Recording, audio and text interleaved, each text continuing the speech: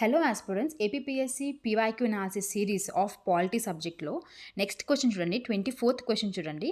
మనకి inter state కౌన్సిల్కి ఒక standing కమిటీని పెట్టాము. దానికి చైర్పర్సన్గా ఎవరిని అపాయింట్ చేశాము అని చెప్పి అడిగారు. అంటే ఇది పాలిటీలో current affair oriented question. Amit Shah గారిని పెట్టారనమాట.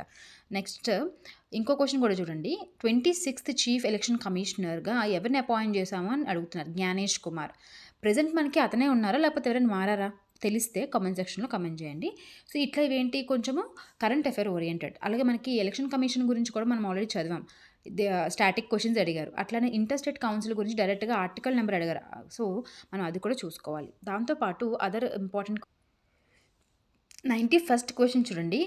డైరెక్ట్గా వారు DPSP directive principles of state policy and articles ఇచ్చి వాటిని మనం మ్యాచింగ్ చేయమని చెప్పారు.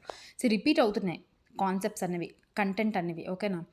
సో డిపిఎస్పి చాలా ఇంపార్టెంట్ అనమాట. ఆర్టికల్ 46 అనేది to promote the educational and economic interest of the weaker sections like SC and ST. Article 47 deals with what level of nutrition and stand of living of the people and improvement of the public health అనమాట. Alcohol అలాంటివి promote చేయకూడదని చెప్పేసి ఉంటుంది. Article 40 is talking about the village panchayats. So next question చూద్దాము. Next question కూడా same అండి. DPSP యొక్క articles ఇచ్చేసారు, మళ్ళీ సేమ్ మ్యాచింగ్ పెట్టారు. సో ఖచ్చితంగా చూసుకోండి వీటిని. Article 47 to prohibit the consumption of intoxicating drinks and drugs which are injurious to the health. Article 48 ఏం చెప్తుంది? ఆర్టికల్ 48 అనేది to prohibit the slaughtering of the cows and milch and drought క్యాటల్స్ and to improve their breeds. Agriculture related అనమాట ఇది.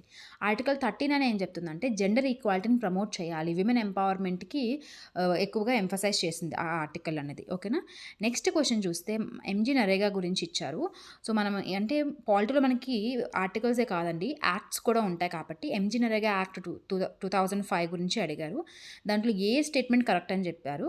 So మనకి the act provides a legal guarantee of, తెలుసు కదా 100 రోజుల పథకం. So 100 days of wage employment in a financial year to the adult members of the rural household willing to do unskilled manual work. అది correct.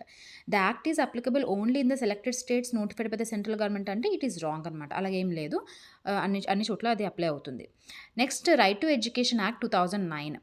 దానికి సంబంధించి important ఏవైతే ఉన్నాయో వాటి గురించి ఏంటి స్టేట్మెంట్స్ కరెక్టా రాంగా అని చెప్పి అడిగారు. సో రైట్ టు ఎడ్యుకేషన్ 2009 అండి, గుర్తుపెట్టుకోండి. Right to information 2005. ఓకే.